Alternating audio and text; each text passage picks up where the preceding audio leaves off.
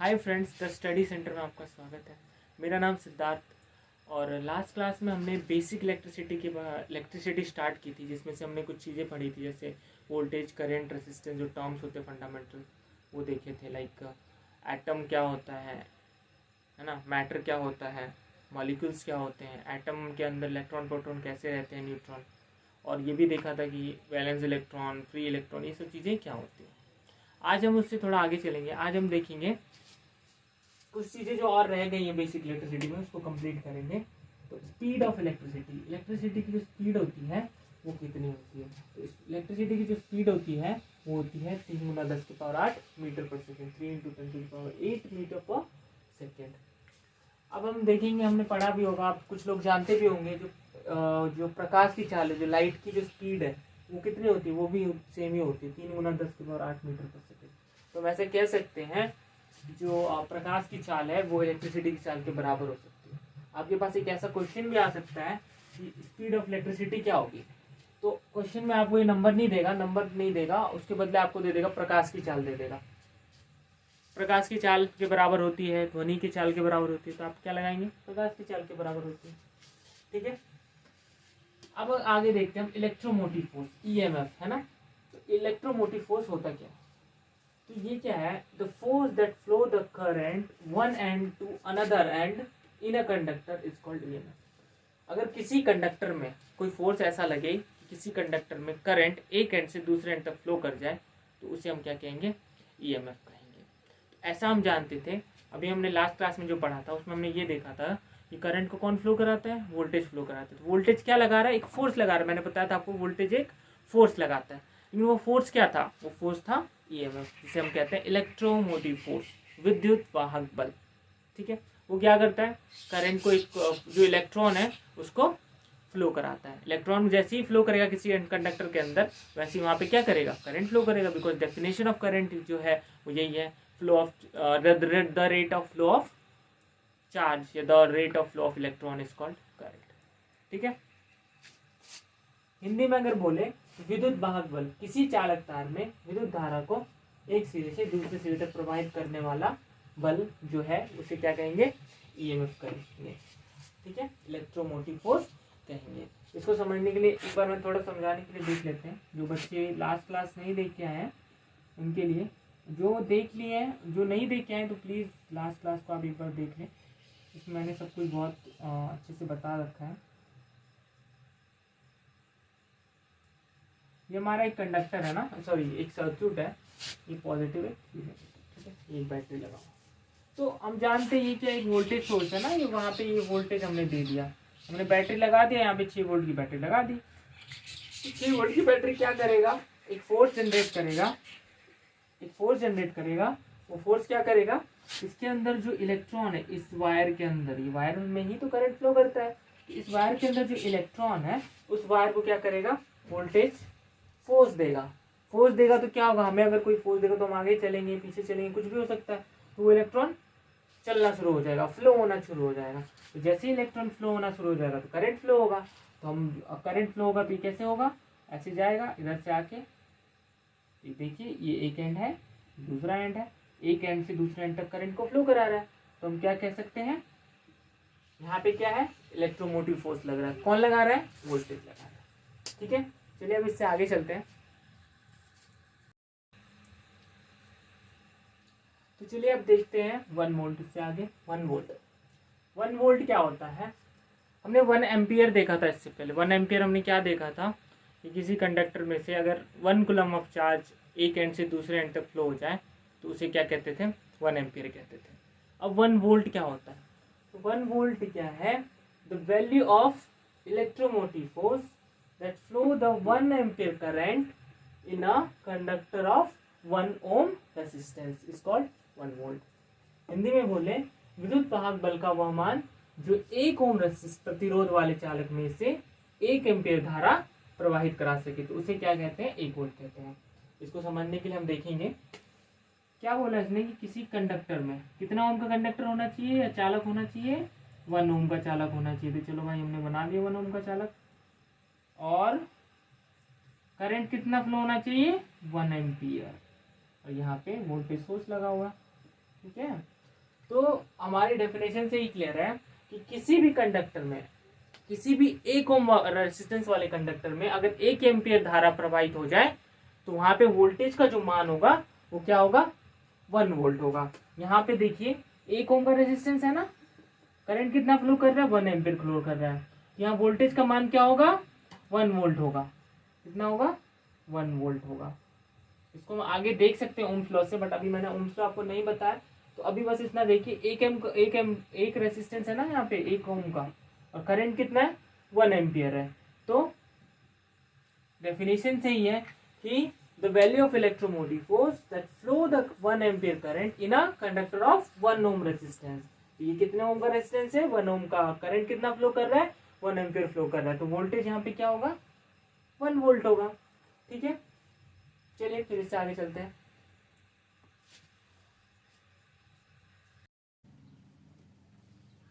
चलिए अब आगे चलते हैं हम कंडक्टेंस पे। कंडक्टेंस क्या होता है, तो the ability of a substance to help the current to flow is called conductance. तो सब्सटेंस का ऐसा गुण जिसकी वजह से करंट के फ्लो होने में आसानी हो, तो उसे क्या कहेंगे, कंडक्टेंस कहेंगे।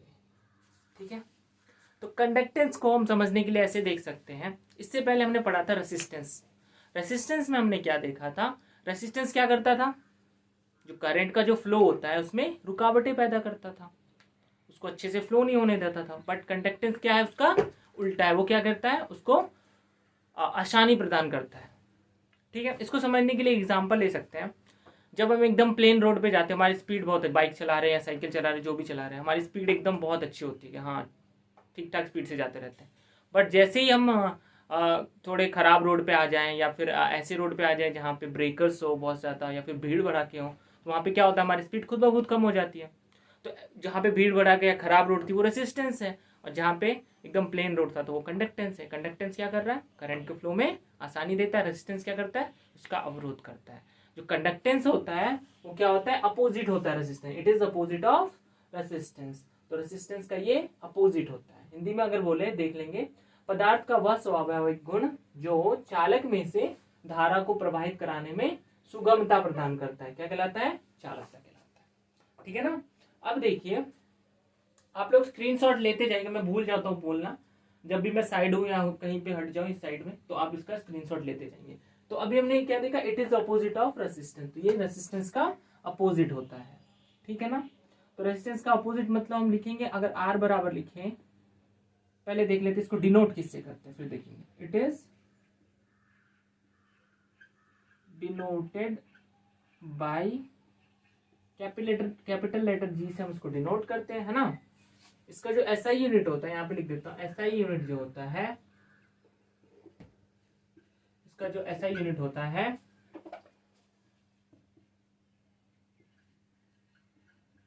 क्या होता है, साइमन। कंडक्टेंस का ऐसा यूनिट साइमन होता है। ठीक है ना। इट इज डिनोटेड बाय जी। ठीक है। तो अगर अभी हमने क्या देखा, it is opposite of resistance, resistance का उल्टा होता है। अगर आर बराबर हम लिखें तो हम लिख सकते हैं 1/G, और जी बराबर लिख सकते हैं 1/R। तो अगर आपके किसी भी सवाल में आपको आर दे दिया रहे तो कंडक्टेंस आप निकाल सकते हैं इसको यूज करके। अगर कंडक्टेंस दिया है तो क्या निकाल सकते हैं, रेजिस्टेंस निकाल सकते हैं। इसका ऐसा यूनिट साइमन होता है, और इसे डिनोट किससे करते हैं, जी से। कंडक्टेंस क्या है, फिर से एक बार देख लेते हैं। कंडक्टेंस क्या है, पदार्थ का एक स्वाभाविक गुण है जिसकी वजह से क्या होता है, करंट के फ्लो होने में आसानी प्रदान होती है। ठीक है, चलिए इससे अब आगे चलते हैं। चलिए अब देखते हैं ओम्स लॉ, है ना। अभी हमने वोल्टेज करंट रेजिस्टेंस के बारे में जो भी थोड़ा जानना होता है हमने जान लिया, क्या होता है वोल्टेज करंट, क्या होता है रेजिस्टेंस, क्या होता है कंडक्टेंस, क्या होता है ना। अब देखते हैं ओम्स लॉ। ओम्स लॉ क्या है, in a closed circuit applied voltage is directly proportional to the flowing current in the circuit at constant temperature। Hindi में अगर बोले तो किसी बंद परिपथ में नियत ताप पर लगाया गया विभव उस परिपथ में प्रवाहित होने वाली धारा के समानुपाती होता है। ठीक है, यहां पर उस हो जाएगा, किसी बंद परिपथ में नियत ताप पर लगाया गया विभव उस परिपथ में प्रवाहित होने वाली धारा के समानुपाती होता है। ठीक है, तो इसके लिए हमने देखा 3 कंडीशन हमें नजर आ रही है। पहले हम इसको मिटा देते हैं, हिंदी वाले को मैं मिटा देता हूं नीचे से। ठीक है,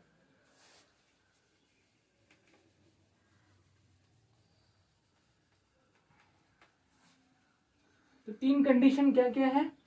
पहली क्या है, पहली condition in a closed circuit, क्या पहले चाहिए हमें क्लोज्ड सर्क्यूट। दूसरी कंडीशन क्या है, टेम्परेचर जो होना चाहिए, क्या होना चाहिए, टेम्परेचर जो हमारा क्या होगा, कांस्टेंट होगा, क्या होगा, कांस्टेंट होगा। और थर्ड जो हमारा जो कंडीशन है वो क्या है, सप्लाई जो होनी चाहिए वो डीसी सप्लाई होनी चाहिए। ठीक है, अब देखिए क्लोज सर्किट क्यों बोला, तो क्लोज सर्किट इसलिए बोला कि जब तक सर्किट क्लोज नहीं होगा, है ना, ये सर्किट है हमारे पास, जब तक ये सर्किट क्लोज नहीं होगा तो इसमें से करंट फ्लो नहीं करेगा। और हम रिलेशन किस किस में, ओम्स लॉ में रिलेशन किस किस के बीच बताता है, वोल्टेज और करंट के लिए। जहां पे करंट फ्लो नहीं होगा तो वहां पे ओम्स लॉ फॉलो नहीं करेगा, क्योंकि यहाँ पे सर्किट क्लोज नहीं है। सर्किट जैसे ही क्लोज होगा तब करंट फ्लो होगा। तो पहला कंडीशन हमारा तो वेरीफाई हो जाएगा, जैसे ही सर्किट क्लोज हो जाएगा तो हमारा जो पहला कंडीशन है वो वेरीफाई हो जाएगा। दूसरा क्या, टेम्परेचर कांस्टेंट। टेम्परेचर कांस्टेंट होना क्यों चाहिए, बोल तो देते कि हाँ ये 3 चीज होनी चाहिए, होना क्यों चाहिए, टेम्परेचर कांस्टेंट क्यों होना चाहिए। तो टेम्परेचर जो कांस्टेंट इसलिए होना चाहिए कि हम 2 चीज जानेंगे, अभी थोड़ा सा देख लीजिए अभी, फिर बाद में आपको इसके बारे में और बताएंगे। जितना भी कंडक्टर होता है, जितना हमारे पास जो भी कंडक्टर हम यूज करते हैं वो क्या होता है, पॉजिटिव टेम्परेचर कोएफिशिएंट होता है। पॉजिटिव मतलब जितना भी हमारे पास कंडक्टर है वो क्या है, पॉजिटिव टेम्परेचर कोएफिशिएंट है।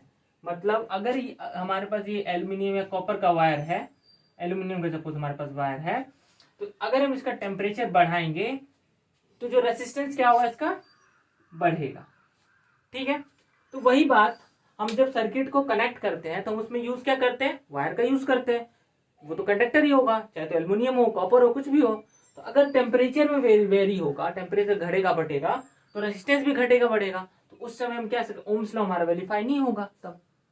ठीक है ना, क्योंकि इसमें जो टेम्परेचर करंट का जो सॉरी इसके अंदर जो वायर है उसका टेम्परेचर अगर चेंज होता रहेगा, एक कांस्टेंट होना चाहिए। ऐसा नहीं है कि 10 डिग्री ही होना चाहिए, नहीं, एक कांस्टेंट होना चाहिए कि हाँ इतना है तो जब तक हम चेक कर रहे हैं उतना ही रहे। 10 डिग्री 100 डिग्री है तो 50 डिग्री है तो 50 ही डिग्री रहे, 30 डिग्री है तो 30 डिग्री रहे, रूम टेम्परेचर है तो रूम टेम्परेचर पे रहे। ठीक है ना, तो इसीलिए टेम्परेचर कांस्टेंट होना चाहिए, क्योंकि जितना भी हम वायर यूज करते हैं वो कंडक्टर है। कंडक्टर क्या है, पॉजिटिव, कंडक्टर कितना भी है वो क्या है, पॉजिटिव टेम्परेचर कोएफिशिएंट। मतलब अगर करंट उसका टेम्परेचर बढ़ाएंगे किसी कंडक्टर का तो उसका रेजिस्टेंस भी बढ़ जाएगा। तो टेम्परेचर कांस्टेंट होना चाहिए, ये भी हमें पता चल गया। डीसी सप्लाई होनी चाहिए। तो डीसी सप्लाई इसलिए होनी चाहिए कि ये डीसी सप्लाई जो है अपना डायरेक्शन चेंज नहीं करती, बट एसी में क्या होता है, डायरेक्शन चेंज होता है ना। डीसी सप्लाई क्या होता है, अपना जो वैल्यू होता है उसको हमेशा नियत लेके चलती है, बट एसी में क्या होता है, इट विल वेरी, ये चेंज होते रहेगा एसी में। तो डीसी और एसी पर और अच्छे जानेंगे, बस अभी आप ध्यान रखिए डीसी क्यों हम यूज करते हैं, क्योंकि ये अपना डायरेक्शन चेंज नहीं करती, और दूसरा इसका जो मान है, सपोज पहले 10 वोल्ट था, फिर 5 वोल्ट हो गया, ऐसा नहीं, वो 10 वोल्ट है तो 10 वोल्ट तक ही जाएगा, ज्यादा से ज्यादा 9.5 वोल्ट तक जाएगा, लेकिन वो एक नियत पे रहेगा। ठीक है ना, तो डीसी सप्लाई क्यों होना चाहिए ये भी हमने देख लिया, है ना। तो 3 चीज पहले फॉलो होनी चाहिए, किसके लिए, ओम्स लॉ के लिए, तब हम कह सकते हैं V directly proportional to I। अब देखिए कई जगह जो प्रॉब्लम ये होती है कि कई लोग कहते हैं कि ऐसे होगा, कई लोग कहते हैं ऐसे होगा, तो कौन सा सही है।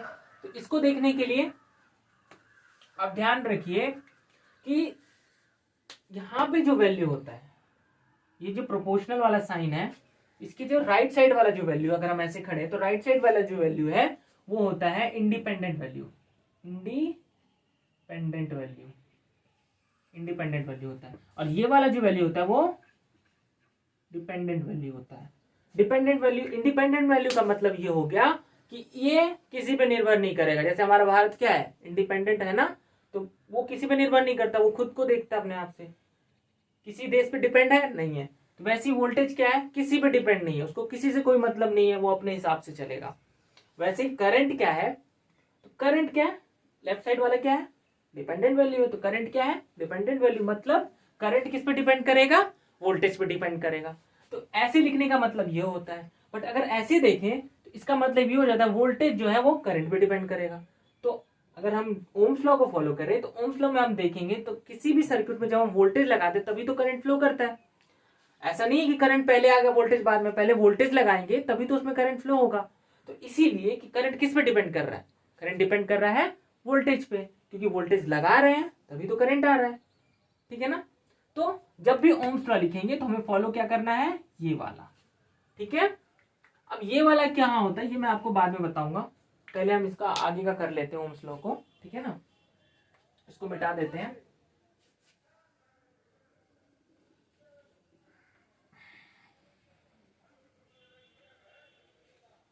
और ये सिर्फ मैं इसलिए बोल रहा हूं कि जब ओम्स लॉ बोले तो अब आपको ऐसे लिखना है, क्योंकि ओम्स लॉ के हिसाब से ऐसा होना चाहिए। लेकिन जब हम सवाल को कैलकुलेट कर रहे हैं, क्वेश्चन आंसर बना रहे हैं, जब इससे रिलेटेड न्यूमेरिकल क्वेश्चन कर रहे हैं तो उसमें नहीं दिक्कत है, कोई दिक्कत नहीं, उल्टा पुल्टा कैसे भी लिखें। ऐसा जरूरत नहीं कि ऐसा ही लिखना है, ऐसा नहीं है कि ऐसा ही लिखना है, कैसे भी हम लिख सकते हैं। ठीक है ना। तो इसी से हम करते हैं। ठीक है, प्रोपोर्शनल हटेगा तो क्या आ जाएगा, इसका कांस्टेंट, कांस्टेंट क्या होता है 1/r इंटू वी हो जाएगा। तो आई क्या हो जाएगा, v/r हो जाएगा। आई इजिकल टू क्या होता है, v/r होता है ना।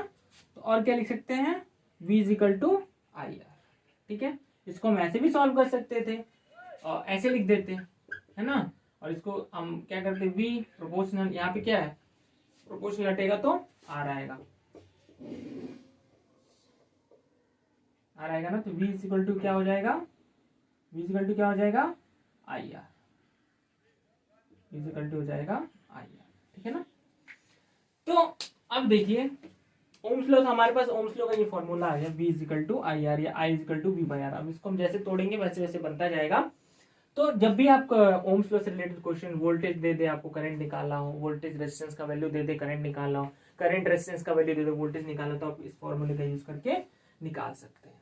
अभी मैंने ये बता दिया था कैसे होता है, ये कहाँ, ये कैसे होता है। ठीक है ना, ये तो बताया मैंने ओम्स लॉ के लिए होता है, ये कहाँ होगा।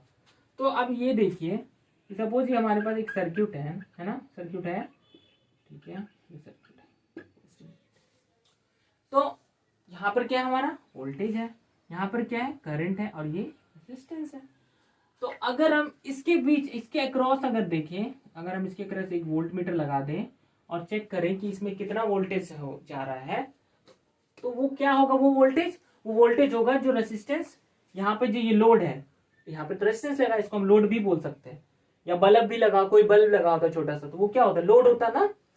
तो उसमें इस लोड में जितना ड्रॉप होगा, वोल्टेज का कितना कंज्यूम हुआ, जो वोल्टेज हमने निकाला उसमें कितना कंज्यूम होगा, वो कहाँ पे दिखाएगा, इसके अक्रॉस में अगर हम वोल्ट मीटर लगा देंगे, इसके पैरेलल में अगर हम वोल्ट मीटर लगा देंगे, यहाँ पे जैसे हमने लगाया है तो इसमें बताएगा। ठीक है।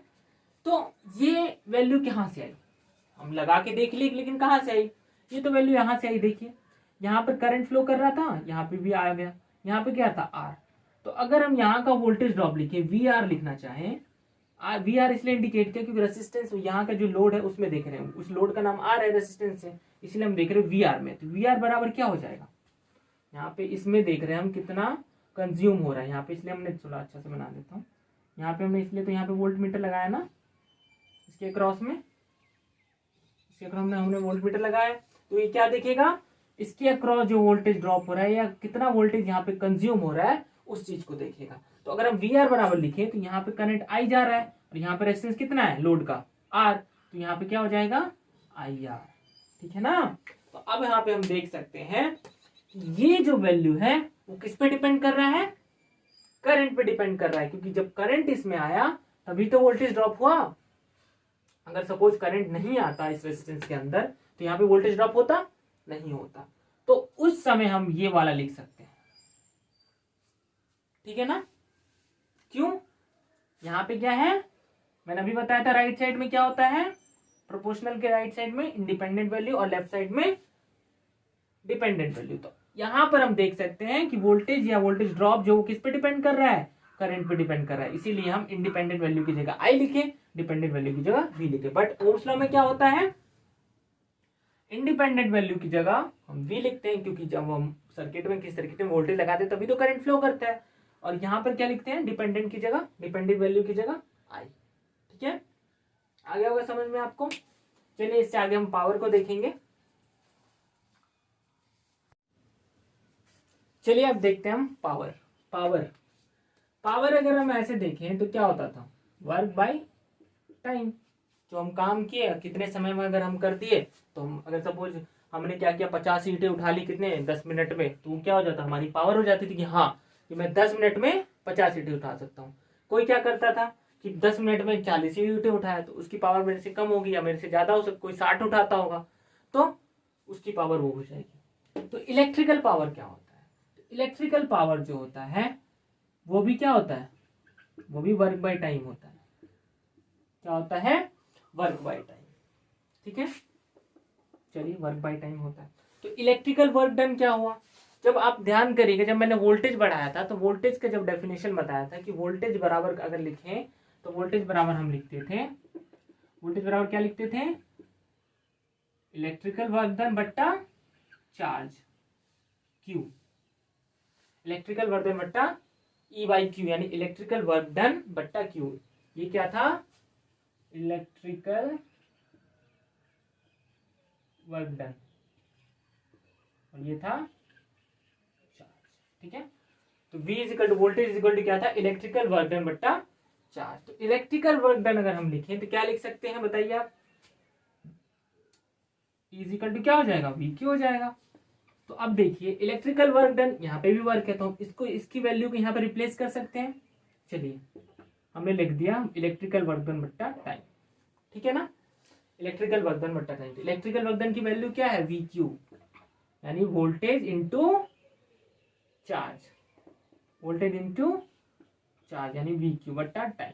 ठीक है, अब अगर आगे देखें, मैंने करंट का भी बताया था आपको, तो I इजिकल टू क्या होता है, I इजिकल टू होता है Q बाई, क्या होता है, Q बाई टी, क्या होता है, Q बाई टी।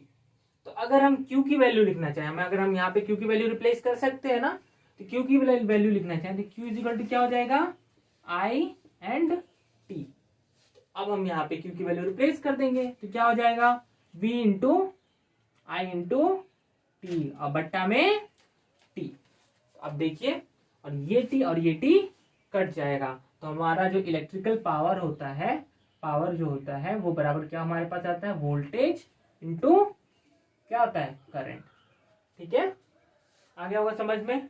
इसको हम और लिख सकते हैं, और अगर पावर का आगे लिखना चाहें तो हम क्या करते हैं, वोल्टेज को चेंज कर देंगे, वोल्टेज को चेंज, अब हम यहाँ पे किसी एक को, चाहे करंट को आप चेंज कर लो, चाहे वोल्टेज को किसी में चेंज कर लो, तो हमने वोल्टेज को चेंज किया था। V इजिकल टू क्या होता है, आई आर होता है, यहाँ पे लिख देते हैं V इजिकल टू क्या होता है, आई आर होता है।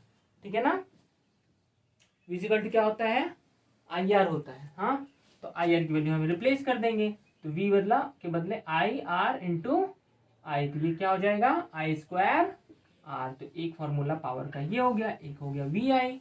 ठीक है, दूसरा लिखना चाहें तो पावर इजिकल टू क्या होता है, हम ये भी देखा, पावर इजिकल टू होता है वी आई बाई, वी आई होता है। तो अब इस बार मैंने वोल्टेज को चेंज किया था, हम यहाँ पे क्या करेंगे, करंट को चेंज कर देंगे। तो आई इजिकल टू क्या होता है वी बाई आर होता है। तो वी बाई आर होता है, तो हम इसको चेंज कर देंगे, वी इजिकल टू वी लिख दिया, आई को हमने चेंज कर दिया वी बाई आर से, तो हमारे पास क्या आ गया, v into v square by R, और एक फॉर्मूला ये होता है। तो हमारे पास 3 फॉर्मूला पावर के आ गए, वी आई, पहले हमने इसको निकाला ना यहाँ से, वी आई को, वी आई आ गया, ये रहा वी आई, दूसरा आई स्क्वायर आर आ गया, और तीसरा वी स्क्वायर बाई आर आ गया। ये वाला आप समझ चुके हैं, एक बार फिर मैं रिपीट करता हूँ। नॉर्मली अगर हम देखें, पावर का फॉर्मूला क्या है, वर्क बाय टाइम, की हम कितना काम किए कितने समय में, वो हमारा पावर होता है। तो इलेक्ट्रिकल पावर क्या होगा, कितना इलेक्ट्रिकल वर्क डन हुआ कितने समय में, वो हो जाएगा इलेक्ट्रिकल वर्क डन, यानी डब्ल्यू बाई टी।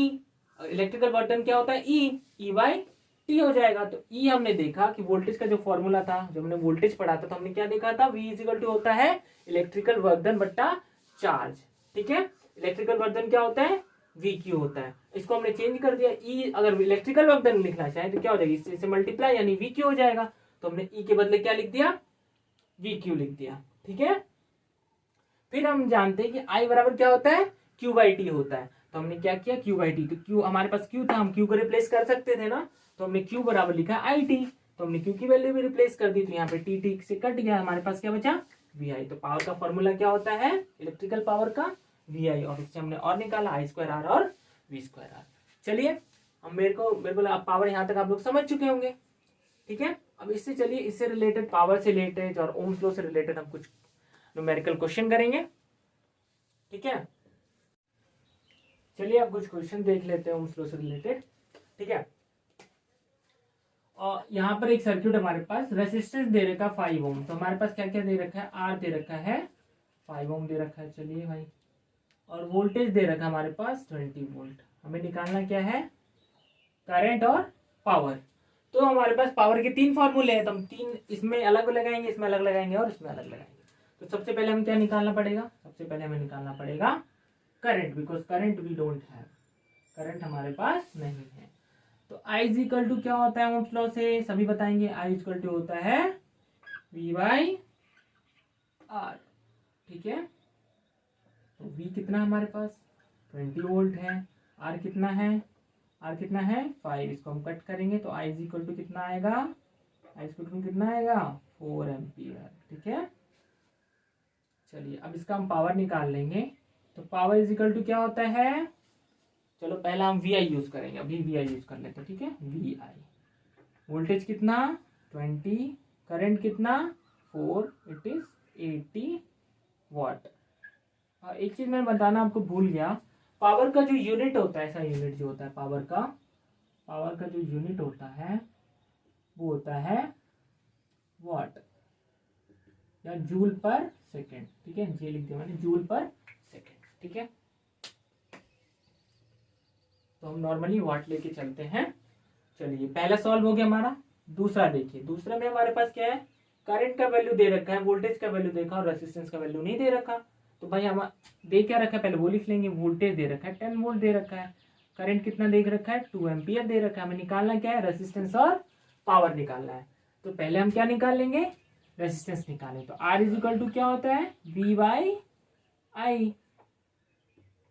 ठीक है, ये हो जाएगा ना, क्योंकि V इज इक्वल टू आई है। चलो मैं एक बार एक्सप्लेन करता हूँ, V इज इक्वल टू क्या होता है, आई आर होता है ना, तो R इज इक्वल टू क्या हो जाएगा, ये आई साइड आ जाएगा, ये V बाई आई सॉरी। ठीक है, R is equal to V by I. R is equal to voltage कितना है 10, करंट कितना है 2, R इज इक्वल टू क्या आ जाएगा 5 ओम, है ना। अब हमारे पास पावर निकालना, वी आई हमने यूज कर लिया, अब आई स्क्वायर आर यूज करेंगे। तो पावर इक्वल टू क्या होता है, आई स्क्वायर आर। आई कितना है यहाँ पर 2 एम्पियर, 2 का स्क्वायर इंटू आर कितना है 5, यानी 2 दूना 4 गुने 5, यानी कितना हो जाएगा 20 वाट। ठीक है, ये भी हमारा सॉल्व हो गया। लास्ट क्वेश्चन है, आप भी ट्राई करिए। ठीक है, क्या क्या दिया हुआ है हमारे पास, रेजिस्टेंस दिया हुआ है और करंट। रेजिस्टेंस कितना 3 ओम, करंट कितना 10 एम्पियर। तो पहले लिख लेते क्या क्या दिया हमारे पास, रेजिस्टेंस दिया है 3 ओम और करंट कितना दिया है 10 एम्पियर दिया है। तो हमें निकालना क्या है वोल्टेज। तो V इज इक्वल टू क्या होता है, आई आर होता है ओम्स लॉ से। तो I कितना है 10, R कितना है 3, इट विल 30 वोल्ट। ठीक है, अब हमें क्या निकालना है, पावर निकालना है, पावर निकालना है ना। तो पावर इज इक्वल टू, हमने आई स्क्वायर आर भी यूज कर लिया और वी आई भी यूज कर लिया। अब क्या लिखेंगे, वी स्क्वायर बाई आर। ठीक है, वी स्क्वायर, वोल्टेज कितना है 30 स्क्वायर बाई आर कितना है, आर है 3, तो हो जाएगा 30 इंटू 30 बाई 3, सो काट देंगे, ये हो जाएगा 10, 3 से 30 कट जाएगा 10 हो जाएगा ना, ये बराबर हो जाएगा 10 इंटू 30, ये कितना हो जाएगा, कितना हो जाएगा, ये हो जाएगा हमारा 300 वाट। ठीक है, आप लोग और आपके पास जो भी बुक्स होंगी ITI ट्रेड की, उसमें आप देखेंगे ओम्स लॉ और पावर से रिलेटेड जितने भी क्वेश्चन है, आप उसको ट्राई करिए, आप उसको कर पाएंगे। ठीक है, यहाँ तक आपको समझ आ गया होगा आई होप। ठीक है, और मैं अपनी तरफ से कोशिश करता रहूँगा कि मैं जितना अच्छा से समझा सकूँ, जितना बेसिक से समझा सकूँ उतना अच्छा होगा। क्योंकि जल्दी मैंने देखा कि नॉर्मली जो भी ITI में बच्चे जाते हैं वो बेसिक्स उनका क्लियर नहीं होता ज़्यादातर बच्चों का। कुछ बच्चे रहते हैं जिनका बेसिक बहुत अच्छा क्लियर होता है। तो मैं चाह रहा हूँ, इसीलिए मैंने एकदम बेसिक से स्टार्ट किया कि सबको एकदम, जो भी जस्ट ITI में जो गए होंगे, जो बच्चे जस्ट ITI में एंटर लिए या एडमिशन लेने वाले होंगे, उनके लिए बहुत ही यूजफुल रहेगा। जो बच्चे पढ़ रहे हैं ITI में हैं बट उनका बेसिक्स अच्छा नहीं है, क्लियर नहीं है, तो वो इस चीज़ को फॉलो करें और नोट्स बनाते जाएं आप लोग। बहुत आपका बेसिक बहुत अच्छा हो जाएगा, ठीक है। और अगर आपको मेरे मेरे मेरे द्वारा जो वीडियो प्रोवाइड कराई जा रही है अगर वो अच्छी लग रही है तो प्लीज़ आप लाइक सब्सक्राइब करेंगे, ठीक है, और शेयर भी करेंगे। बिकॉज आपके सपोर्ट के बिना हम कुछ नहीं है। मैंने एक प्लेटफॉर्म स्टार्ट किया, बस इनिशियली स्टार्ट किया है, अपनी तरफ से कोशिश कर रहा है जितना अच्छा हो सके मेरे से उतना अच्छा करके दूँ। तो आप लोग अगर कमेंट करेंगे, हम सब्सक्राइब करेंगे, शेयर करेंगे, तो मेरे को मैं उससे मोटिवेट होऊंगा और अच्छे से अच्छा वीडियो आपको प्रोवाइड करने की कोशिश करूँगा, ठीक है। और आपको कहीं लगता है कि कुछ सुधार हो सकता है, सो प्लीज़ आप मेरे को बताएं। बिकॉज आपसे ही आप अगर आप बताओगे तभी तो मैं समझ पाऊंगा कि मैं कहाँ गलत कर रहा हूँ, क्या कर रहा हूँ, उस हिसाब से, ठीक है। तो आपका जो सपोर्ट है वो हमारे लिए बहुत ज़रूरी है। लास्ट वीडियो ने आपने सपोर्ट किया बट जिस हिसाब से व्यू है उस हिसाब से सब्सक्राइब नहीं हुआ ज़्यादा। जिस लोगों ने देखा, ऐसा नहीं है नहीं देखा, देखा बट सब्सक्राइब नहीं किया। तो प्लीज़ आप सब्सक्राइब करेंगे, अभी सपोर्ट करिए। हमारे द्वारा जितना अच्छा होगा बहुत अच्छे से अच्छा वीडियोस प्रोवाइड कराई जाएगी, कंटेंट आपको दिया जाएगा। अभी मैंने इनिशियली स्टार्ट किया, जैसे कि मैंने बताया था कि अभी मैंने इनिशियली स्टार्ट किया है। अभी मैंने ट्रेड थ्योरी स्टार्ट किया इलेक्ट्रीशियन का। वैसे वैसे मैं POT भी स्टार्ट करूँगा, लाइव क्लासेस भी स्टार्ट करूँगा, है ना, WSC की क्लासेस भी स्टार्ट करूँगा।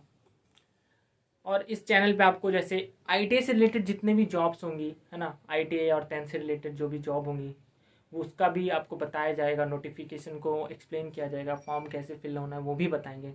तो सब चीज़ में सबसे ज़रूरी बात है आपका सपोर्ट। आपका सपोर्ट होगा तभी हम लोग आगे बढ़ पाएंगे, ठीक है। तो प्लीज़ हमारे चैनल को लाइक सब्सक्राइब करेंगे और हमें फुल सपोर्ट से आप आगे बढ़ाइए। और हम आपके लिए जितना अच्छा हो सके कोशिश करेंगे, जितना अच्छा हो सके उतना अच्छा करके दें, ठीक है। Thank you.